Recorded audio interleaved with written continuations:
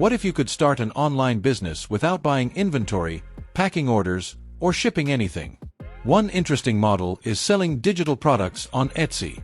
You create something like a printable planner, wall art, wedding template, organizer, or kids' activity product, list it on Etsy, and when someone buys, they receive the digital product instead of a physical package. The interesting part is that AI can potentially make the process much easier to start. The opportunity exists because people already go to Etsy looking for specific downloadable products.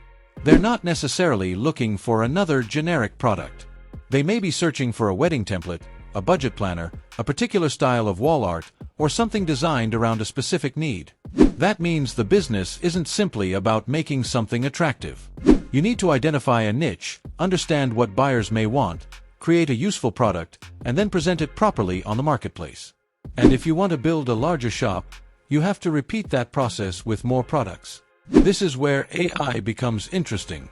Instead of doing every part manually, AI can potentially reduce some of the research and creative workload. That matters because someone interested in starting this business doesn't necessarily have to become an expert designer or spend hours researching every possible product idea before getting started. The goal is to make the process more accessible while still keeping the important decisions in your hands. While researching tools that could support this business model, I came across EtsyEmpire AI.